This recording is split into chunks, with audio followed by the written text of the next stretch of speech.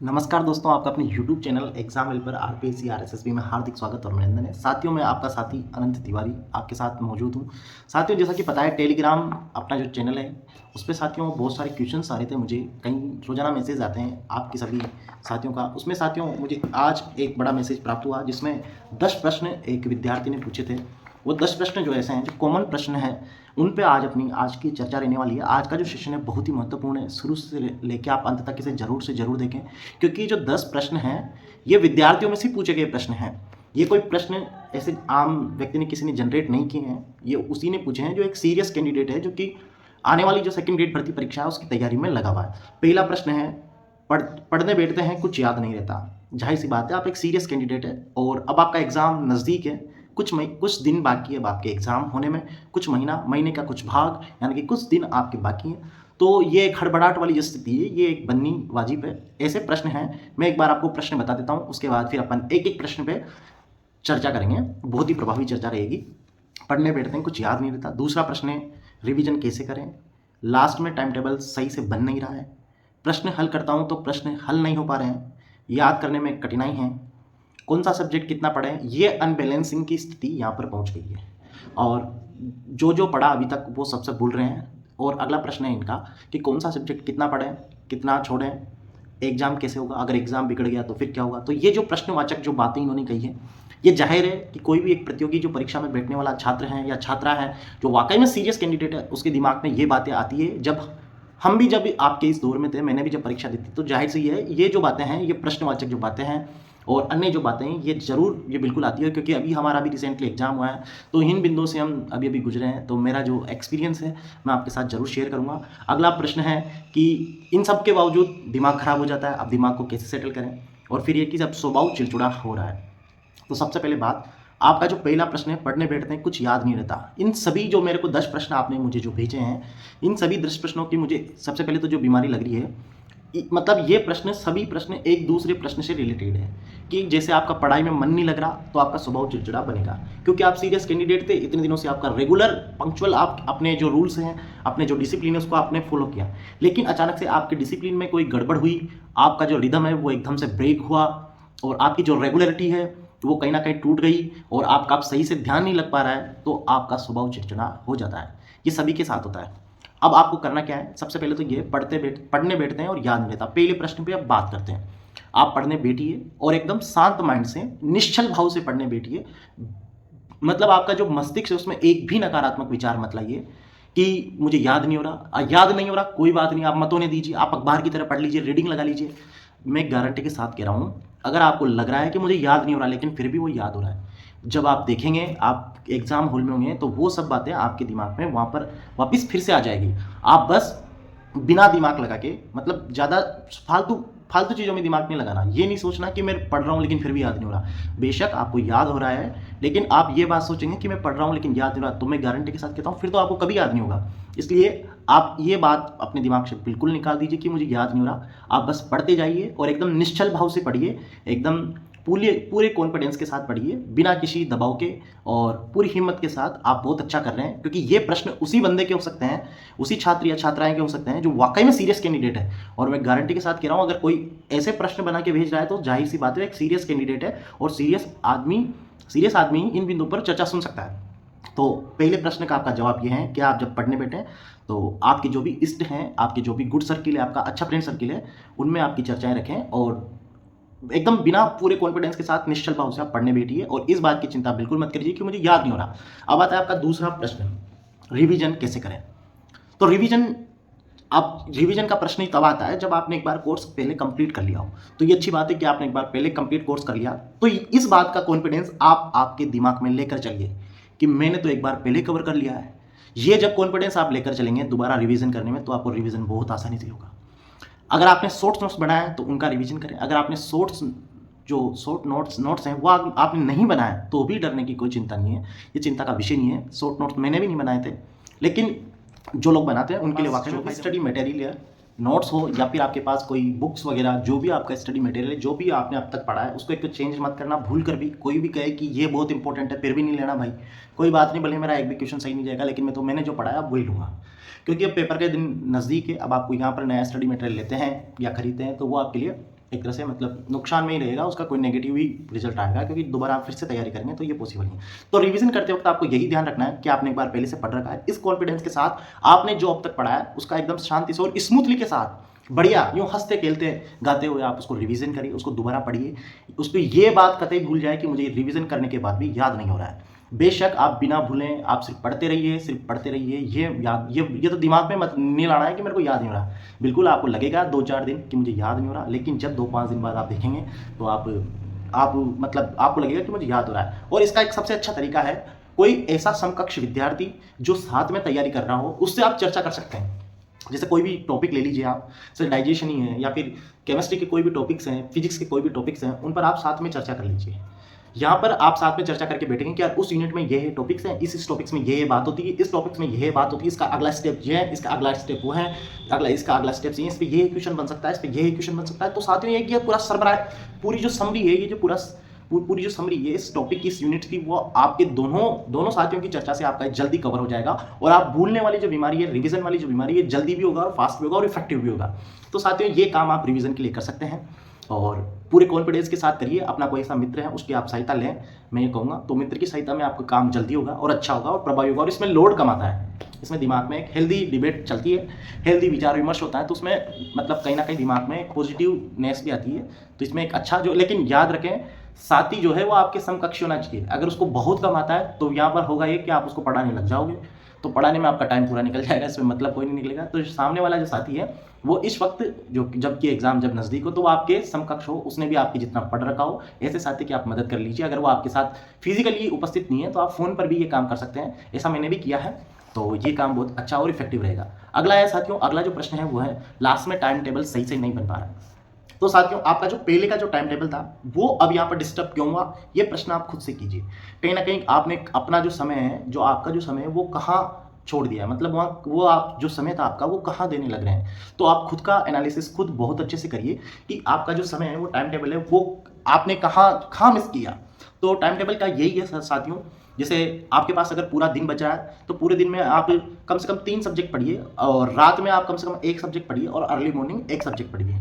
अगर आप रात को ज़्यादा पढ़ रहे हैं तो रात को आप 2 सब्जेक्ट पढ़िए, दिन को 2 पढ़िए और 1 सब्जेक्ट आप मॉर्निंग में पढ़िए। ऐसा ही पूरा रिदम बनाइए, क्योंकि आपके पास अपन कुल मिला के 5 सब्जेक्ट मान के चलते हैं। 3 तो आपके पीसीबी, फिजिक्स केमिस्ट्री बायोलॉजी, और जीके के आप 2 पार्ट कर दीजिए, एक इंडिया वाला एक राजस्थान वाला। इस प्रकार आप 5 सब्जेक्ट में उसको डिवाइड कीजिए, पार्ट ए पार्ट बी खुद के हिसाब से करिए, ये बेस्ट होगा।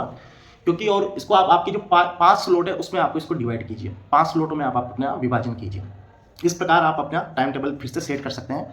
और जब 5 स्लॉटों में आप डिवाइड कर देंगे तो इसको ध्यान रखें, डिवाइड करने के बाद इसको थोड़ा स्ट्रिक्टली फॉलो करना है। ऐसा नहीं कि फिर आप उसमें खुद से ही चोरी कर रहे हैं। आपके जब आपने कोई मतलब टाइम टेबल बनाया तो डिसिप्लिन से आपको खुद को फॉलो करना ही पड़ेगा। अगला प्रश्न है साथियों आपका, वो है प्रश्न हल नहीं हो पा रहे हैं। बिल्कुल ये जो बात है प्रश्न हल नहीं होने की, ये सभी के साथ होती है।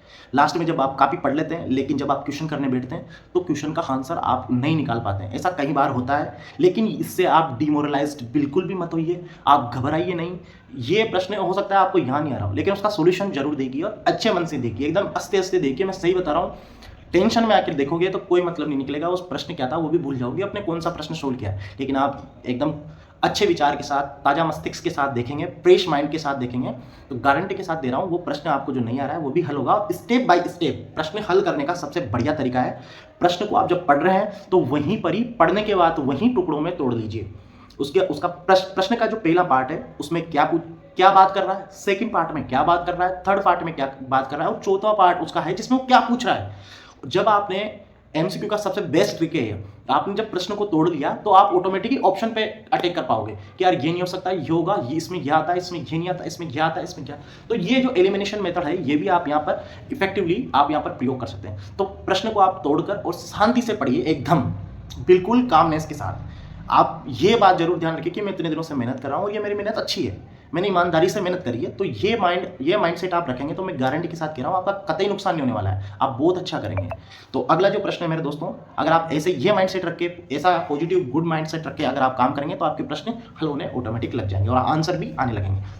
अगला जो प्रश्न है मेरे दोस्तों वो है याद करने में कठिनाई। तो याद करने में कठिनाई वाली ये जो प्रश्न है आपका पहले जैसे प्रश्न है कि पढ़ते हैं लेकिन याद कुछ नहीं रहता।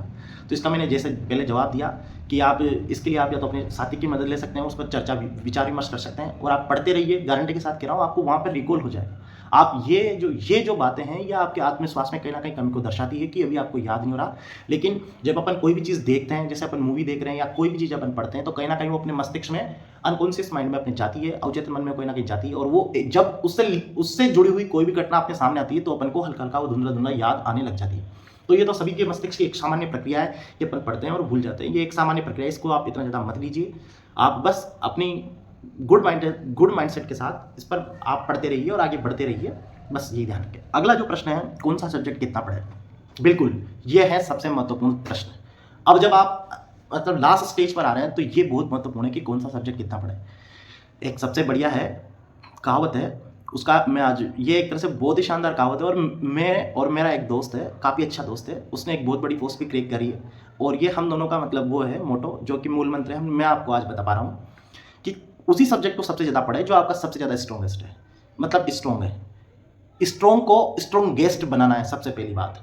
मतलब जो आपने कह दिया कि यार ये सब्जेक्ट मुझे आता है, लेकिन अब ध्यान रखें उसमें से एक नंबर नहीं कटना चाहिए, इस कदर उसको तो लेके जाना है। और जो आपका कमजोर, जब आप इस कदर उस पर पहुंच जाओ तो आपका जो वीक पार्ट है, आपका कमजोर पार्ट है, फिर उसकी कमियां ढूंढना चालू कीजिए कि अब अपना जो कमजोर पोर्शन है, दूसरा सब्जेक्ट अपना जहाँ कमजोर है, फिर आप उस पर मेहनत कीजिए। जैसे आपकी बायोलॉजी और केमिस्ट्री और जो जीके और टीचिंग मेथड वगैरह अगर आपका अच्छा है, फिजिक्स आपका अच्छा नहीं है, तो यहाँ पर आप फिजिक्स को थोड़ा कम टाइम देने लग जाएगी, ज़्यादा फिजिक्स में उलझने की जरूरत नहीं है। फिर इस जगह पर मतलब जब आपके एग्जाम के कुछ ही दिन बचे हो, लेकिन अगर आपके पास एग्जाम के लिए पर्याप्त समय होता है, तो आप, मैं कह रहा हूँ, कोई सा भी सब्जेक्ट मत छोड़िए। सभी सब्जेक्ट समान अंक के हैं तो उनको समान महत्वता दीजिए, समान इंपॉर्टेंसी दीजिए। आप ये मत समझिए कि वो मेरे को नहीं आता, तो बिल्कुल अगर आप मेहनत उस पर करेंगे तो आपको कुछ ना कुछ देकर जाएगा। तो यही है इसमें। अब जब समय कम बच रहा है क्योंकि संस्कृत वाला जो एग्जाम है उसमें ज़्यादा दिन नहीं बचे हैं, तो आप यहाँ पर यही करिए। आपका जो कमज़ोर पार्ट है उसमें से, जैसे फिजिक्स है, अगर आपका वो कमज़ोर पार्ट है, या केमिस्ट्री आपका कमज़ोर पार्ट है, तो उसमें से जितनी यूनिट टोटल है उसमें से कुछ ऐसी यूनिट्स निकालिए कि ये यूनिट अपन को आसानी से हल कर सकते हैं, और उन यूनिट्स पे आप अच्छी मेहनत कीजिए। तो वो जो आपका प्रबल पार्ट है, यानी कि स्ट्रॉन्ग पार्ट है, वो प्रबल पार्ट है, उसको प्रबलतम बनाइए। यही मूल मंत्र है, प्रबल को प्रबलतम बनाना। क्योंकि जो आपका अच्छा पार्ट है, आपका पावर जोन है, उसको इतना पावर जोन बनाना है कि उसमें कोई दूसरा आके सेंध नहीं मार पाए। वो तो आपका मतलब बेसिक हो, वो अकेला जोन ही आपके 250 नंबर ले आए, ऐसा जोन होना चाहिए। फिर बाकी जो ऊपर के नंबर है वो तो आपके एक्स्ट्रा बेनिफिट से आए, एक्स्ट्रा नंबर मिले आपको। तो साथियों ये बात हुई कि कौन से सब्जेक्ट को कितना टाइम दे, तो मैंने बता दिया कि प्रबल को प्रबलतम बनाएं। जो सब्जेक्ट आपका स्ट्रॉन्ग है उसको और स्ट्रॉन्ग करने की कोशिश कीजिए, और जब वो हो जाए तो फिर जो बाद में आपका जो सब्जेक्ट बचता है जिसमें आपकी कम पकड़े उसमें से भी ऐसी यूनिट्स छांटिए जो आपकी स्ट्रॉन्ग है, पहले उन पर काम कीजिए, फिर बाकी जो आपको कुछ भी नहीं आ रहा, अगर टाइम रहता है तो फिर उनको देखिए।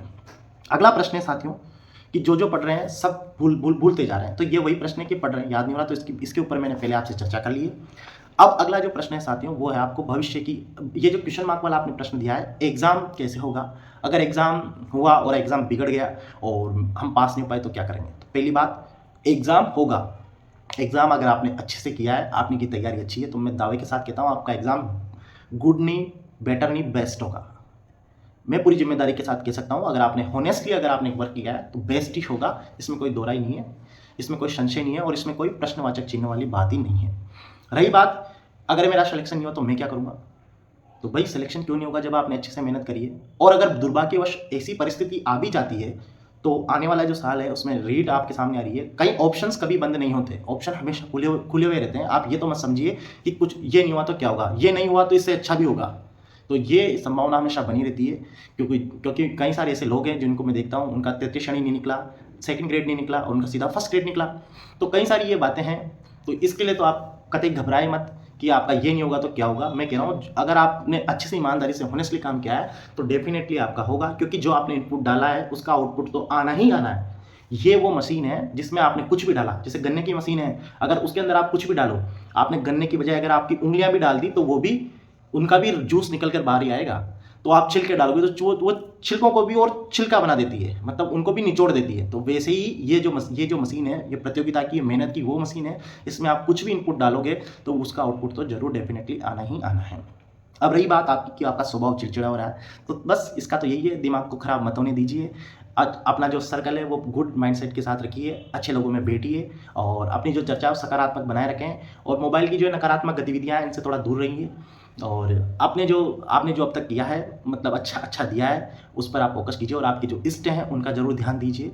और 2-4 मिनट आपके जो 2, 5, 10 मिनट आपके जो है वो फिजिकल एक्सरसाइज पर भी आप ध्यान दीजिए। थोड़ी बहुत आप जैसे शाम को घूम लिए, कर लिए, थोड़ा टहल लिए, मॉर्निंग वॉक, इवनिंग वॉक, जो भी है 10-15 मिनट आपके शरीर पर ध्यान दीजिए। इससे थोड़ा क्या है माइंड रिलैक्स होता है। या थोड़ा सा गेम खेल लीजिए फिजिकली, आउटडोर गेम, न कि मोबाइल वाले गेम। आउटडोर जो गेम है भले से आपका जो भी क्रिकेट, खो खो, कबड्डी जो भी आपको पसंद हो, बैडमिंटन, वॉलीबॉल जो भी आप खेल सकते हैं। तो साथियों इससे कहीं ना कहीं आपका माइंड जो है वो एकदम फ्रेश फील करेगा। और ये जो मुख्य प्रश्न थे जो कि आपने मुझसे पूछे थे तो उसके बारे में ये एक चर्चा थी। इसके अलावा आपकी कोई भी क्वेरीज हो वो प्लीज़ आप कमेंट बॉक्स में डाल दीजिए। तो ये था आज का अपना सेशन जो मैंने आपके साथ शेयर किया। इसी प्रकार ज़रूरी और महत्वपूर्ण बातों से जुड़े रहने के लिए आप हमारे चैनल को फॉलो कीजिए। थैंक यू दोस्तों।